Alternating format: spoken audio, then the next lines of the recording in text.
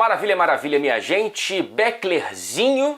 Vamos para mais um programa, para mais um Fred e Beckler Explicam, que hoje está com mais cara de dossiê, né, de um jornalismo investigativo, do que talvez qualquer outra edição desse programa, porque a gente vai falar do Manchester United, que recentemente anunciou mais demissões de funcionários do clube, anunciou que vai cortar refeições desses funcionários tanto no CT quanto em Old Trafford, substituindo uma refeição quentinha por pão, sopa e frutas. Então o esporte do pão e circo virou o esporte do pão e sopa. E a gente vai tentar entender o que está acontecendo com um dos clubes mais ricos do planeta, que ainda o é, e como que toda essa questão extracampo talvez explique, pelo menos parcialmente e já historicamente, o Manchester United ocupar a 14ª colocação na Premier League, a pior posição histórica na era Premier League desde 1992 para cá, Marcelinho. Frederico Caldeira, eu quero começar o programa fazendo perguntas. Por favor. Antes da vinheta. Você que está aí editando, pronto para soltar uma vinheta, você espere. E você que está aí assistindo, pronto para que a vinheta faça o programa começar, você espere também. O Manchester United ganha muito dinheiro? Ganha muito dinheiro, gera muito dinheiro. Os donos do Manchester United ganham muito dinheiro com o Manchester United? Bastante dinheiro. Os funcionários estão sendo demitidos e estão sendo cortados os benefícios trabalhistas? Exatamente. O programa de hoje é sobre o capitalismo. Basicamente isso. O programa de hoje vai explicar para vocês, usando o exemplo Manchester United, o que é o sistema do capitalismo no mundo que nós temos hoje. Vinheta comunista!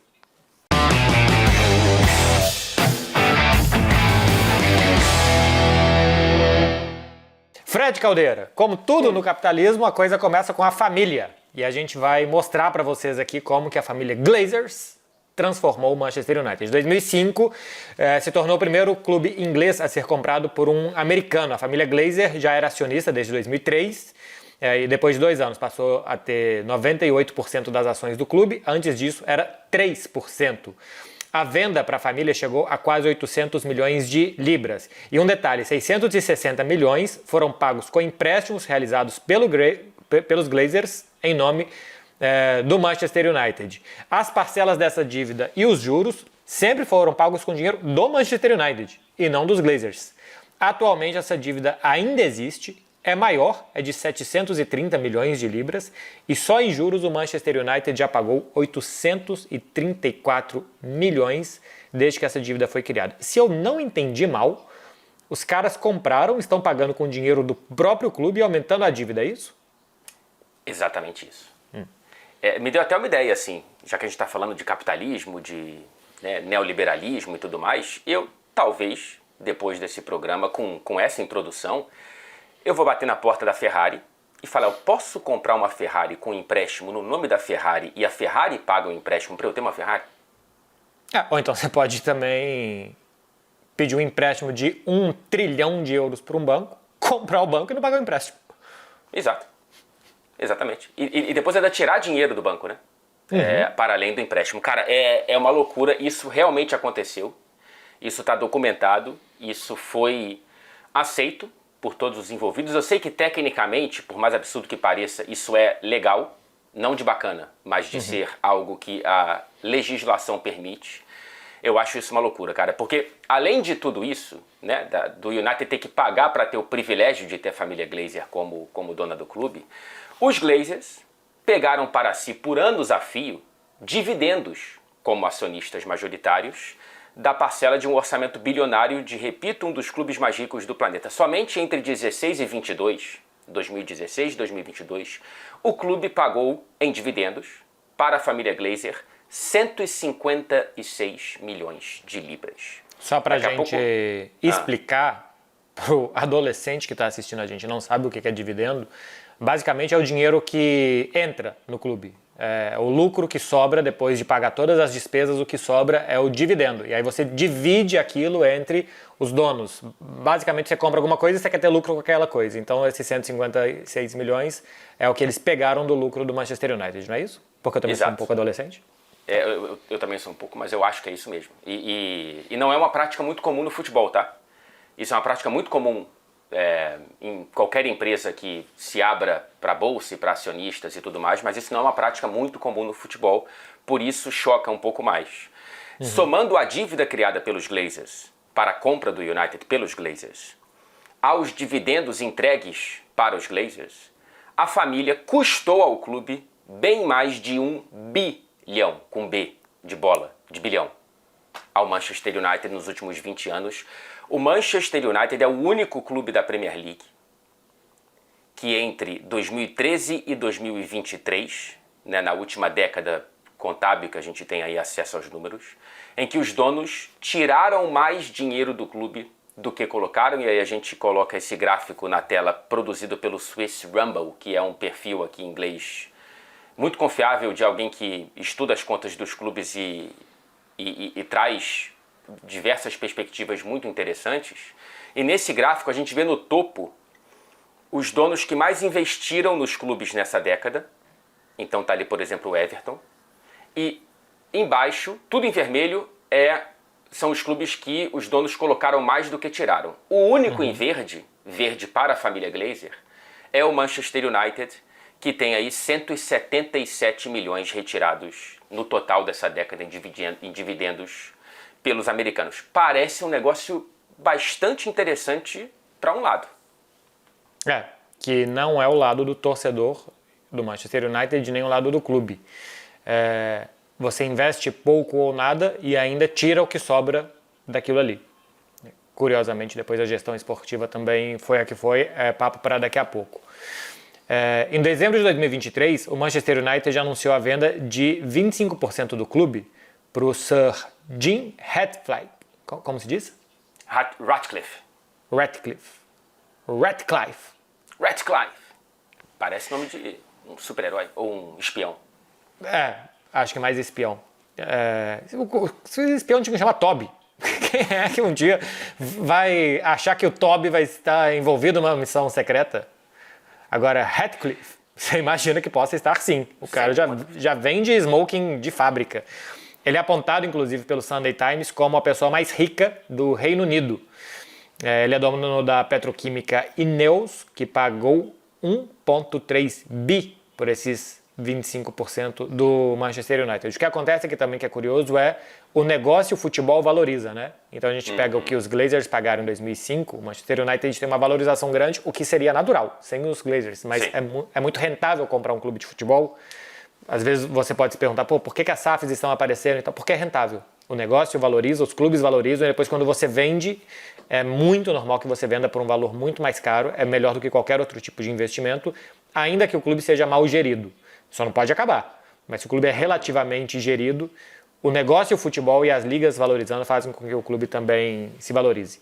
Foi quase 7 vezes mais do que os Glazers pagaram em 2005. E em julho de 2024, o clube, com o maior corpo de funcionários de toda a Premier League, anunciou o corte de 255 empregados. Na última semana, um outro anúncio, entre 150 e 200 empregados vão ser demitidos ainda nos próximos meses. Pois contextualizando, o Manchester United tem o maior número, acho que antes dessas demissões eram 1.200, 1.300 funcionários, quase o dobro do que, por exemplo, o Manchester City, Arsenal, Tottenham. Quem chega mais próximo é o Liverpool, com pouco mais de 1.000 funcionários, o que para algumas pessoas justifica esses cortes, mas a gente vai entrar aqui um pouco no que de fato esses cortes significam, né? Como que essa conta de fato fecha e tudo mais. Porque além dessas demissões, essa nova gestão, quando o Ratcliffe e a Ineos chegam ao Manchester United, eles compram com uma condição: controle total do futebol do clube. Então os Glazers, que tinham o controle do futebol por tanto tempo, entre 2005 e 2023, agora deixaram esse controle nas mãos do Ratcliffe, que também pegou o controle das operações do clube. Por isso que ele tem a carta branca para demitir tanta gente, por isso que, por exemplo, ele trocou as refeições no CT e no estádio por pão, sopa e frutas, aumento no preço dos ingressos. O United não está sozinho nessa, mas o United aumentou bastante o preço dos ingressos. aumento no valor do estacionamento para cadeirantes em dias de jogo, corte no subsídio para o transportes de torcedores na final da Copa da Inglaterra no ano passado. É uma prática muito comum aqui na Inglaterra. Se você é de outra região e a final é em Londres, o clube paga pelo ônibus que vai transportar os torcedores. O United cortou isso na final vencida sobre o Manchester City. Cortou a festinha de Natal dos funcionários no fim do ano passado. E muito notoriamente encerrou o vínculo com Sir Alex Ferguson, que era embaixador oficial do Manchester United desde que se aposentou como treinador. São medidas muito pouco populares, algumas muito pouco humanas, numa sensação de que esse clube está numa crise financeira que ele precisa cortar de quase tudo quanto é lado. Quase. A família Glazer e a nova direção argumentam que isso vai economizar vários milhões de libras para um dos clubes mais ricos do planeta, e essa conta não sei como é que ela fecha, ou como ela não fecha, no caso, né? Que a gente está falando da quarta maior receita do futebol mundial, em 23, 24, que é o último que a gente tem divulgado, está atrás apenas de Real Madrid, Manchester City e PSG. É o clube que mais gera receita em dia de jogo na Premier League, também por ter o maior estádio de clubes da Inglaterra, e é o segundo clube inglês com maior receita comercial, né? De acordos comerciais, de patrocínios e tudo mais. Então tudo isso está gerando um prejuízo enorme, e para conter parte desse prejuízo enorme, quem está pagando o pato, Marcelo Beckler, é a base da pirâmide e não o topo. Tá explicado aqui então o capitalismo, né? Ganha Exato. muito dinheiro, os donos retiram os lucros e no final das contas você tenta enxugar. Esse corte das refeições, por exemplo, enxuga, segundo estimativas, 1 milhão de libras, né? Por ano. Por ano. De um clube que ganha quase 700 milhões de libras por ano e que gasta muito mal, como a gente vai mostrar a seguir, na sua gestão esportiva. Aqui me parece, além realmente de ficar um ambiente pior para trabalhar, mais inseguro, talvez com trabalhadores mais infelizes, um golpe institucional muito grande do Manchester United, né? A imagem que o Manchester United passa internamente e externamente, porque isso é divulgado, é realmente de um clube ruim, de um clube que não é bom para estar e que talvez não saiba de onde cortar e o que fazer. No futebol, a gente tem, desde a saída do Ferguson, que o Manchester United foi o clube que mais investiu, né, na Premier League. Ou seja, Fred, está cortando dinheiro, mas está gastando muito no futebol e o resultado não está vindo. O futebol, a gente já trouxe aqui e mapeou a família Glazer como um grande escoamento dessa receita, e o outro grande escoamento dessa receita é o futebol. O futebol em si, ele geralmente vai dar prejuízo, né? Quase todos os clubes do planeta operam em déficit e não em lucro, né? Mas o escoamento do Manchester United está chegando no momento em que ele está ficando cada vez mais estrangulado. Nessa década 13-23, foi o que mais investiu em reforços em toda a Premier League. Não foi o Chelsea, não foi o Manchester City, foi o Manchester United. 1,275 bilhões para 0 taça da Premier League nesse período, para 4 temporadas fora da Champions, o que é uma pancada nas contas de qualquer clube ficar fora da Liga dos Campeões. Para ter uma ideia, esse corte que eles estão fazendo, de tirar a refeição, por exemplo, equivale a um empate na Liga dos Campeões. Olha só. Que é 700 mil... Bom, entre um empate e uma vitória. 2 empates na Liga dos Campeões, que vale 700 mil euros, que vale 600 mil libras. Então, 2 empates, 1,2 milhão de libras, que é o que eles estão economizando, tirando a refeição dos funcionários, por exemplo. Ou seja, 2 dias equivalem a 1 ano de corte de refeição. 2 dias na Champions, né? 2 dias empatando na Champions, você ganhar do Sparta Praga já paga isso. Já paga isso. E aí o Manchester United, depois de investir tudo isso em reforços e ganhar tão pouco e ficar tão constantemente fora da Liga dos Campeões, e não deve estar na próxima, a não ser que ganhe a Europa League nessa temporada, chega em 2025 na 14ª colocação da Premier League, com a sensação de que vai precisar gastar mais centenas e centenas de milhões para reformular um elenco que faz muito pouco sentido para o treinador e para o nível do clube e tudo mais. Então, gastou, não conseguiu brigar por grandes títulos, não conseguiu brigar por um título da Premier League, ficou 2 vezes na 2ª colocação, mas foram segundas colocações que não brigaram pelo título, e chega precisando gastar ainda mais, porque não tem um elenco que justifique toda essa grana. A gestão Glazer pós-Ferguson porque os Glazers se esconderam um pouco no sucesso do Ferguson entre 2005 e 2013, com inclusive uma taça da Liga dos Campeões conquistada nesse período. Depois da saída do Ferguson e do David Gill, que era o gestor esportivo do Manchester United, a gestão Glazer afunda esse clube nessa década perdida, inclusive colocando como gestor do futebol um cara que era do setor bancário, que foi quem facilitou a venda do clube lá atrás em 2005 para os Glazers. Então, essa década, esse dinheiro todo foi gerido por um cara que trabalhava com banco.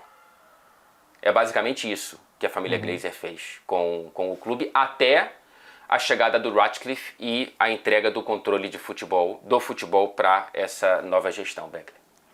Talvez porque a prioridade do clube seja funcionar como um banco e não funcionar como um clube de futebol, né? A prioridade dos Glazers talvez seja essa, de valorizar o clube, de ter ele gerido minimamente, como a gente está vendo que não é, mas para que o clube seja valorizado. Nos últimos 5 anos... Desculpa, só um parênteses. Para quem talvez esteja pensando, mas gastou tanto, então os donos investiram, né? Não. Essa grana é gerada pelo Manchester United, tá? Não é a família Glazer colocando 1 bilhão no mercado de transferências, é o Manchester United. Sim. E a gente tem um levantamento da BBC que nos últimos 5 anos o rombo é de 370 milhões de libras. Entre tudo que ganhou e tudo que gastou o Manchester United, ele está no vermelho, 370 milhões de libras. A nova gestão pega um clube estrangulado pelo fair play financeiro. Na Premier League, é o segundo clube com maior valor acumulado de amortizações, só o Chelsea está na frente, ou seja, que vai demorar para pagar todos aqueles salários pelo tempo de contrato que tem. Só o Chelsea, que contratou muitos e muitos jogadores com contratos de 6, 7, 8 anos. A gente já explicou aqui no Fred Beckler, inclusive. Tem uma situação pior nesse sentido do que o Manchester United. Também é o segundo maior em dívidas de transferências, só o Chelsea também, né? Entre o que você comprou e o que você gastou. Só o Chelsea também está à frente do Manchester United nesse quesito. Aqui a gente falou do Chelsea 2 vezes, vale lembrar, o Chelsea ainda vai colher os frutos disso. Se serão bons ou maus frutos, a gente vai ver. Mas o Chelsea também apostou recentemente, desde a chegada do Todd Bowley. Todd. Corretamente. Do Todd Bowley, numa política isso, né? De muitos jogadores com contratos muito longos e alguns deles vão servir para o clube, outros vão ser vendidos, outros vão ser emprestados e valorizados e tal. É a política do Chelsea, como a gente já explicou aqui. E o Chelsea vende melhor do que o Manchester United, né? Jogadores formados no clube, fez 750 milhões em vendas contra 140 milhões do Manchester United. E essa nova gestão, que já pegou tudo isso de herança maldita, também já cometeu seus erros. Renovou o contrato do Ten Hag, gastou 230 milhões de euros em janela de transferências em jogadores pedidos pelo Erik Ten Hag e depois demitiu o Ten Hag em outubro.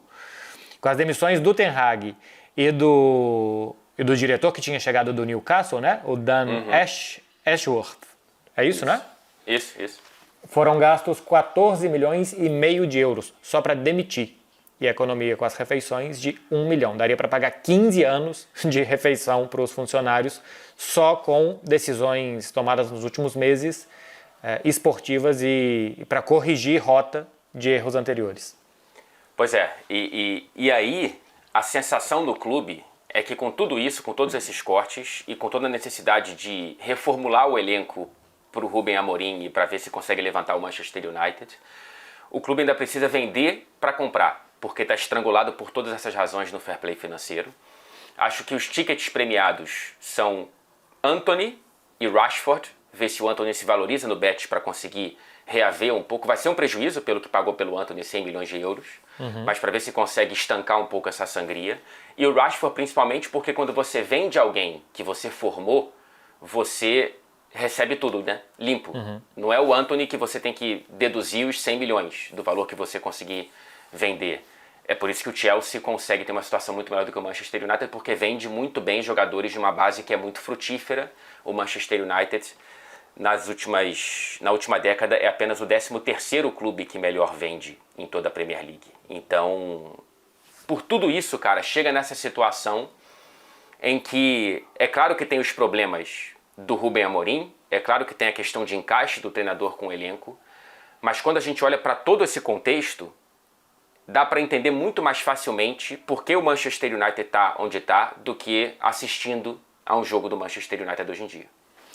A sensação que me dá é que existe uma escalada paralela, não sei se é paralela porque eu acho que se encontram, de um clube mal administrado como empresa, né? Assim, um clube mal é administrado desde o ponto de vista de administração mesmo, né? De como que você gere aquilo ali como receitas e despesas, porque a gente está vendo que tudo que o Manchester United precisa de cobrir os seus custos e os seus gastos e tal, vem do próprio clube, não vem dos seus donos, que não aportaram basicamente nada até ali. E, paralelamente a isso, tem uma gestão esportiva muito ruim. Porque quando teve a boa gestão esportiva do Ferguson, o clube ganhava coisas, podia vender bem jogadores. Por exemplo, o Manchester United construiu um Cristiano Ronaldo.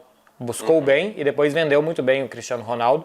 E fez a mesma coisa com outros jogadores, fora a receita que o sucesso esportivo te traz, né? De chegar em finais de Champions, as receitas comerciais, as premiações esportivas que a UEFA, por exemplo, paga. E que nos últimos 10 anos, com a ausência de títulos e com a ausência de grandes jogadores, porque você está fazendo grandes campanhas para vender, gerou isso também. Então existe uma má administração e uma má administração esportiva, o que é um coquetel horroroso. Porque se esportivamente você funcionasse, mas o clube não, você ainda tinha pelo menos alguma coisa a oferecer ao seu torcedor, além de pão e sopa. Como esportivamente também é ruim. Por exemplo, o Barcelona nos últimos anos, fora de campo é um desastre. Mas dentro de campo ganhou La Liga, sempre fica no G4 do Campeonato Espanhol, uma liga também que é mais fácil do que a Premier League para esse tipo de coisa. Então dentro de campo ainda alguma coisa, o clube não abriu mão do fora de campo para se reerguer. O clube não abriu mão do que ele precisaria fazer dentro de campo para se reerguer fora. O Manchester United desabou das duas formas. Hoje é um clube numa situação econômica muito dura e esportivamente também é um clube numa situação muito dura. O bom é que é um clube tão grande que continua ganhando 750 milhões por ano. E isso pode fazer o clube sair. O fato de ainda gerar muito interesse de torcedor, muita gente enche o estádio, os direitos de transmissão são muito altos, isso pode fazer o clube sair. Agora, esportivamente, é uma tragédia de 10 anos para cá, e mais do que 10 anos para cá, administrativamente é uma tragédia desde a chegada da família americana. Eu acho que no resumo do programa a gente pode tentar especular como sair desse buraco, né? Quais caminhos o Manchester United tem diante de si para tentar sair desse buraco. E certamente o campo precisa entregar algo. O próprio Amorim, que não é o responsável por isso, longe disso, mas é quem está como porta-voz nesse momento do futebol, ele diz, esses cortes são nossa culpa, né? A gente não está ganhando. Ele tem razão em parte disso, mas quem decide fazer esses cortes é o principal culpado, e não quem não coloca a bola dentro da rede ou quem chuta para fora. Tá tudo dentro de contexto, Marcelo Beckler? Eu acho que tá sim. Então vamos para o nosso querido Out of Context. Vamos lá, eu vou pedir a palavra para começar hoje, Marcelinho, já que eu estou em dívida, tanto quanto o Manchester United, nesse quadro, né? Eu não entreguei o Out of Context na edição passada. Eu vou contar basicamente uma história de um clube de Manchester que foi criado por conta da família Glazer. E não é uma história de a família Glazer investindo na comunidade, inaugurando um novo clube e dando boas notícias para a comunidade e para a população de Manchester. Torcedores do Manchester United criaram o FC United of Manchester em 2005, quando a família Glazer chegou, porque eles não concordavam com os princípios e com, basicamente, a forma com a qual o capitalismo estava funcionando naquele momento para o futebol inglês. Eles já tinham ameaçado criar um outro clube e abandonar o Manchester United como torcedores em 98, quando o Murdoch, né, o Imperial Murdoch, que inclusive tem como ficção a história na série Succession, que está na Max, que é uma grande série, o Murdoch quase comprou o Manchester United e a torcida esses torcedores já tinham ameaçado sair caso se concretizasse. Anos depois veio a família Glazer e eles fundaram esse clube, que é muito simpático, que hoje ocupa a 11ª colocação na Liga Norte da 7ª divisão do futebol inglês. Não é um clube que aspira grandes coisas, mas é um clube que está ali para cumprir uma função mais comunitária. Eu já fui, um dos primeiros estádios que eu visitei na Inglaterra foi o do United of Manchester, pouco mais de 4.000 lugares, é um estádio super bonitinho, super funcional ali, e que foi criado como protesto. Então essa galera que ia ao Old Trafford, que vibrava tanto com O Alex Ferguson, por exemplo, não vibrou com as 3 finais de Liga dos Campeões que a equipe chegou depois da chegada dos Glazers, porque eles estavam ali fundando outro clube com princípios mais próximos do que eles valorizavam e valorizam no futebol. Então deixa eu ver se eu entendi. Quando que o United of Manchester foi criado? 2005. 2005. Tem 20 anos. Está na 7ª divisão do futebol inglês? Na 11ª Entrou na colocação? 10ª. Entrou na 10ª divisão e agora está já há algum tempinho na 7ª. Em 20 anos subiu 3 divisões. Exatamente. Foi um clube fundado para protestar contra o capitalismo e também não deu certo. Então, se você que está assistindo isso, pegando sua foice e seu martelo, você pode terminar na 7ª divisão. Você pode Tome terminar cuidado. na 7ª divisão, Cristiano Ronaldo, final de Champions, ganhando do Chelsea, você assistindo um jogo da 7ª divisão naquela mesma tarde de quarta-feira. Exatamente. Então, o capitalismo é ruim? É. Dá certo? Não. Mas o protesto que vem com o capitalismo também tende a ficar parado na 7ª divisão. Unidos é verdade, porque o negócio é se unir de uma forma, não sei, montar uma comunidade, uma sociedade, alguma coisa assim. Mas que Em vermelho. em vermelho. Mas que você pode ficar parado 20 anos na 7ª divisão, num estádio para 4.000 pessoas. Porque também tem isso. Tem um pessoal que fala que é fã e tal, mas no final das contas são uns 4.000 ali, turma da filosofia, da letras, que resiste. É um futebol de qualidade duvidosa, Marcelo Beckler. Eu fui, né, e olhos sangrando, mas sangrando com muito orgulho. Nunca vai ser uma ousadia, né? Que, Não. aliás, ganhou do Alegria no último final de semana. Olha só que fantástico. 4-2 para Queixinho e seus queixadas venceram. Eu ia. É um fun fact do Out of Context de programas anteriores. Eu ia no jogo 9 horas da manhã em Teixoneira, que é um bairro já afastado aqui de Barcelona, quando eles me mandaram... Excelente nome, hein? Já fica assim nas montanhas e tal. Eu cheguei a morar lá perto, assim que eu mudei para Barcelona, eu cheguei a morar perto. E aí eles me mandaram o flyer do jogo no sábado, vem e tal, não sei o quê. E eu falei, que horas que é? Aí eles falaram 9 da manhã. A gente sabe que é cedo, se quiser vem outro dia. E eu coloquei despertador para ir. Eu coloquei despertador 7h30, se eu saísse de casa às 8, eu chegava lá 8h40, assim, transporte público era fácil. Só que os meus amigos não quiseram. Aí eu falei, pô, sozinho eu não sei se eu quero ter... Eu queria ter a experiência de tomar uma cerveja 9 da manhã vendo meu ousadia jogar, sabe? E teria sido esse jogo contra o Alegria? Claro, o que eu mais queria era a ousadia contra a alegria. Era o que eu mais contra a queria. Alegria. Especialmente depois do que aconteceu com a gente no primeiro turno. Exatamente. Aquela interferência dos tribunais. Suposta interferência que a gente não sabe até hoje o que aconteceu, né? Mas ainda vai acontecer nessa temporada de eu ver o Ousadia jogar. Para quem não Por favor, pegou registre. O time está na última divisão do futebol espanhol, na 9ª divisão, que é como se fosse a 5ª divisão catalã, alguma coisa assim, e é um clube formado por brasileiros com esse nome. O meu out of context, Fred, vem do corte de alimentação que o Manchester United promoveu, e eu fiz um compilado de cortes de alimentação, ou de desejo de cortes de alimentação, do futebol brasileiro. Começando com, eu acho que é o Henrique Dourado. É o Henrique Dourado. É Henrique Dourado comendo no CT do Palmeiras. E o Henrique Guidoni comenta, por que ele está almoçando no CT? Não era sem custos? Que ele iria treinar sem custos. E assim, ele está enchendo o prato de salada. Então, além... É algo que não se faz em self-service, né? No self-service, a carne tem o mesmo preço de qualquer outro produto. Eu só como as coisas mais caras na self-service. Nenhum tipo de coerência. Sem nenhuma dúvida. Agora, o Henrique que comentou, ele tem razão. Sem custos é sem custos.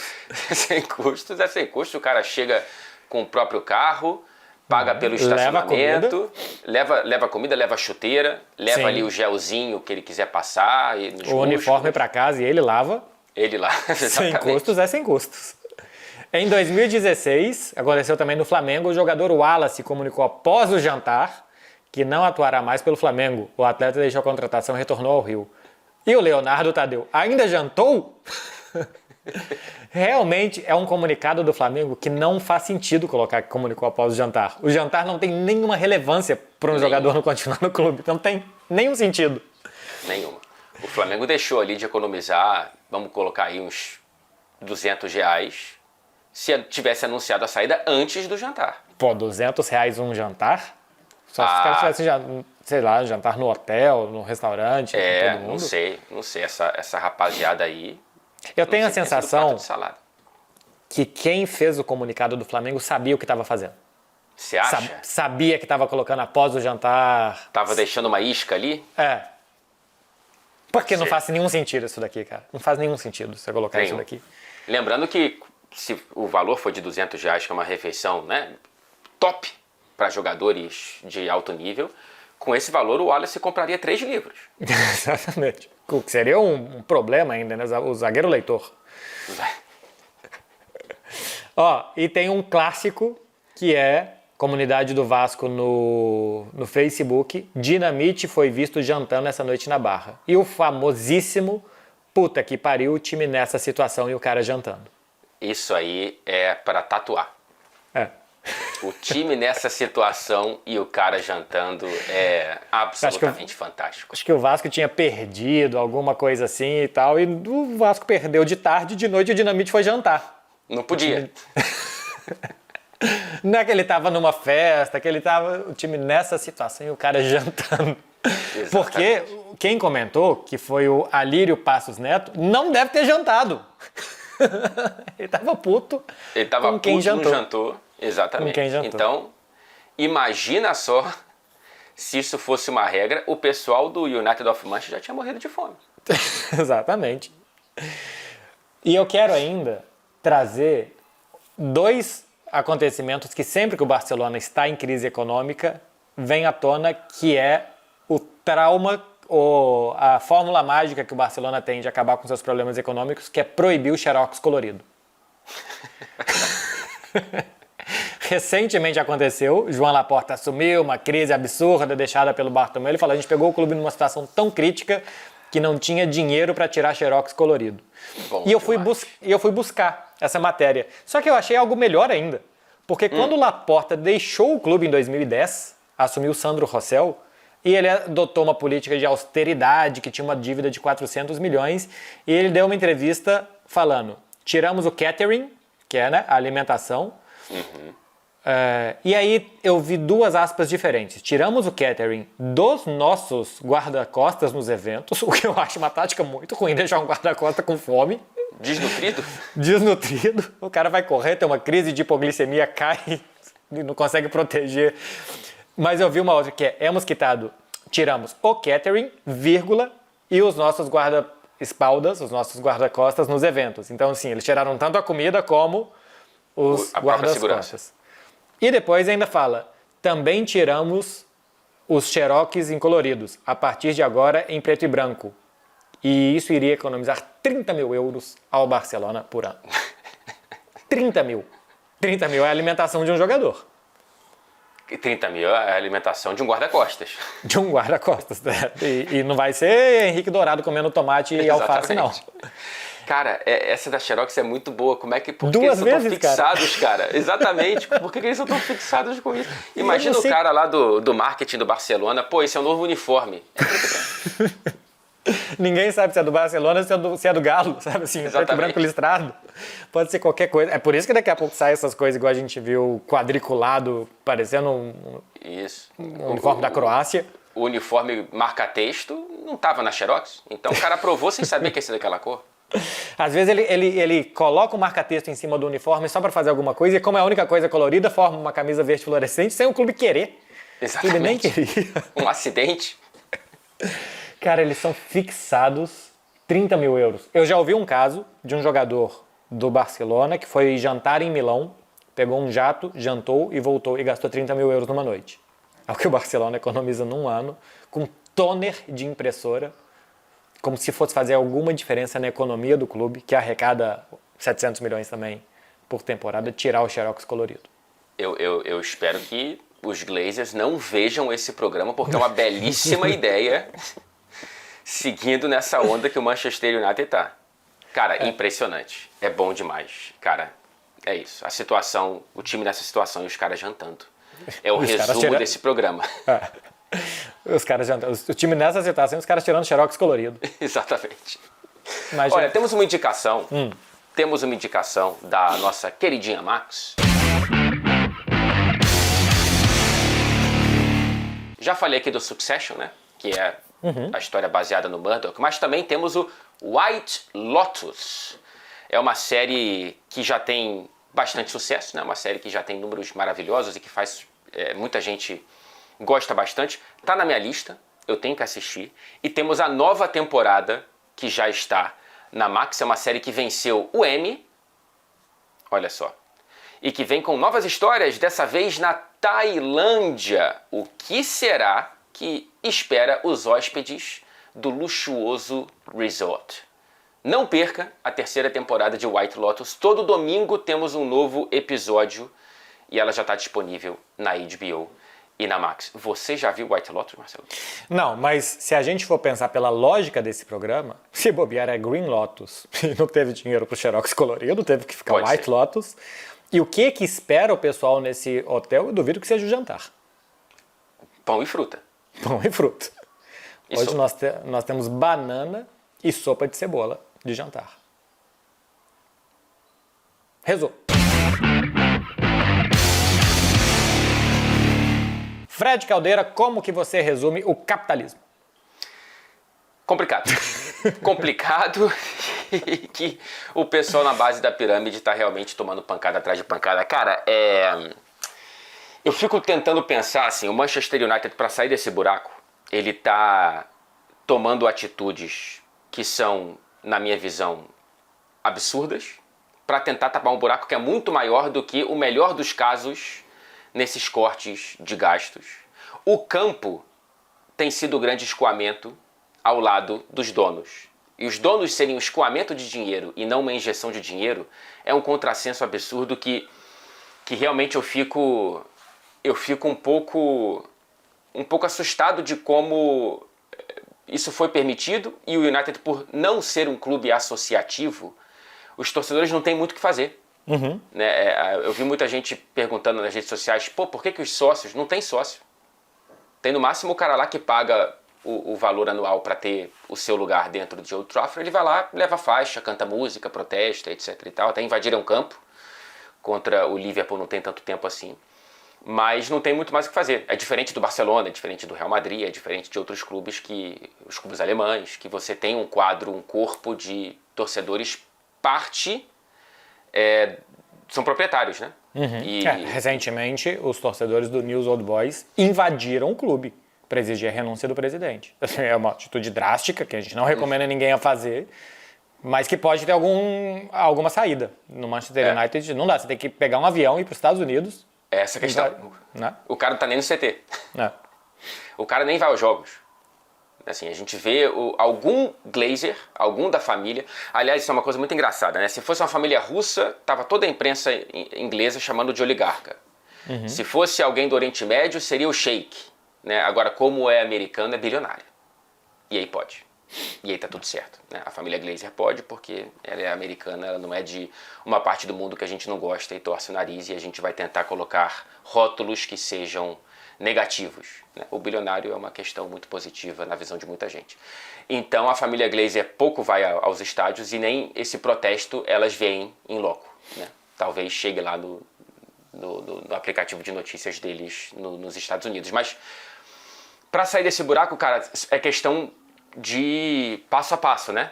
É ver se consegue. Nessa temporada, o que pode acontecer, no melhor dos casos, é ganhar a Europa League, porque você ganha uma premiação da UEFA e a vaga para a próxima Liga dos Campeões. A Europa League é a única via possível para o Manchester United, evidentemente na Premier League não dá, para chegar na próxima Champions. E você tentar terminar o mais alto possível dentro da Premier League, porque cada posição na tabela te dá 3 milhões de libras. 3 anos de refeições para os funcionários, por exemplo. Então é isso, é tentar o mais alto possível. Se você coloca 5 posições, já tem 15 milhões a mais. Né? Se terminar na 9ª colocação em vez da 14ª, você já tem 15 milhões a mais de grana da Premier League por conta da colocação e ganhar a Europa League para estar na próxima Champions. É muito difícil que isso aconteça. O Manchester United agora enfrenta a Real Sociedad nessa semana e aparentemente a Real Sociedad está se arrumando um pouquinho dentro de campo. Vendeu muito caro a derrota para o Real Madrid, né, em La Liga no outro dia. E eu não sei se o Manchester United vai chegar muito longe nessa Europa League. E fora de campo tentar vender o máximo possível de jogadores que não são tão importantes. Agora, essa conta é quase impossível. Você vai conseguir vender o Casemiro? Você vai conseguir vender... você vai querer vender o Garnacho? Vai querer vender o Bruno Fernandes? Os poucos que conseguem arrumar alguma coisa? Você vai conseguir vender o De Ligt? Por isso que eu falo do Rashford e do Antony, que são os tickets premiados para o United tentar conseguir se organizar para na próxima janela, e aí é o grande ponto, comprar bem. Acertar, porque já errou o suficiente. Não tem mais crédito. Pelo contrário, está muito em dívida. Fred, para mim, a saída para o Manchester United, a reconstrução do clube, tem que passar por a bola entrar. Se o clube tem sucesso esportivo, a chance de ele ir se reconstruindo naquela linha paralela da má administração econômica é maior, a chance é maior. Porque se esportivamente você está bem, você vai fazer contratações melhores, você vai conseguir vender melhor jogadores, você vai conseguir baixar os custos e aí você vai ter uma vida econômica mais saudável. De cara, eu acho que tem que ou vender jogador ou se desfazer de jogador com salário alto. O salário do Rashford é muito alto, o salário do Casemiro é alto, outros salários do clube são altos. Tem que cortar esses gastos de salários altos de jogadores que não trazem retorno, que seja fazendo um acordo, rescindindo o contrato, vendendo barato, tem que se desfazer disso. E depois ter um projeto esportivo que acredite em alguma coisa. Para mim, o grande problema do Manchester United é não ter acreditado em muita coisa nos últimos anos ou ter acreditado em projetos furados. Ter ficado muito tempo, por exemplo, com o Ten Hag, que já tinha mostrado na temporada passada que a primeira temporada tinha sido boa e as seguintes não, que não deveria ter continuado e de ter feito essa troca, mas é enxugar a folha salarial para reduzir os custos, potencializar os jogadores, por exemplo, Mainu, o próprio Garnacho. O Garnacho, como chama o atacante? O Tido. Ou o Zirkzee, o Højlund. Não, o atacante que não é da base, mas que é novinho, que fez gol contra o Liverpool em mata-mata, que depois fez gol contra o Manchester United. O Diallo. Diallo. O Diallo. Potencializar esses jovens e depois ir contratando para ir reforçando o time a partir daquilo. Eu acho que se você tem clubes na Premier League que tem muito menos receita que o Manchester United, que conseguem ter projeto esportivo interessante, mas a questão é também não querer do dia para a noite voltar a ser o Manchester United. Eu acho que é um processo de reconstrução que vai demorar e quanto antes o Manchester United se der conta de que vai demorar e que tem que trabalhar com a hipótese de demorar e trabalhar isso para os torcedores também, vai ser mais saudável. Para que não gere a cada derrota por 2-1, por 2-0 em Old Trafford para um time pequeno a sensação de que nada está sendo feito. Se tiver a sensação que vai melhorar, mas que esses tropeços virão, você reduzir custos e potencializar jovens, até se for o caso para vender jovens ou porque você não pode contratar outros, eu acho que é a rota de saída do Manchester United. Gastar 230, 250 milhões a cada janela e a cada técnico que chegar, você montar um time baseado no que aquele técnico quer e 2 anos depois mudar de técnico, mas aqueles caras terem 4 anos de contrato, vai continuar dando volta em torno do próprio rabo como está fazendo. Então, tem que ter um projeto esportivo e o projeto esportivo tem que passar por austeridade nesse momento, que não é tirar alimentação de funcionário. É parar de pagar 20 milhões de euros de contrato por ano para jogador que não traz retorno. É uma loucura, né? Que a gente está falando em reconstrução demorada 12 anos depois da saída do Ferguson. Porque eu acho que depois da saída do Ferguson, o Manchester United estava se destruindo. E ele não parou ainda de se destruir. Ele tem que parar de se destruir para se reconstruir, sabe? Ainda é um clube em demolição. E é uma implosão, né? Não tem ninguém do lado de fora atacando pedra. É uma implosão. Porque os donos são o principal escoamento da própria grana gerada pelo clube. Acho que a gente conseguiu abordar vários detalhes aqui e dar uma iluminada em toda essa situação do Manchester United para quem está acompanhando a gente. Semana de Liga dos Campeões, hein? Não é semana de Manchester United. Aliás, joga na Europa League, mas a gente não transmite a Europa League. A gente tem hoje os jogos de ida das oitavas de final e amanhã também. Então fique com a gente na Max e na TNT. Marcelindo. É isso, até terça-feira que vem, não se esqueçam. O Manchester United falhou, falha e falhará. Companheiros.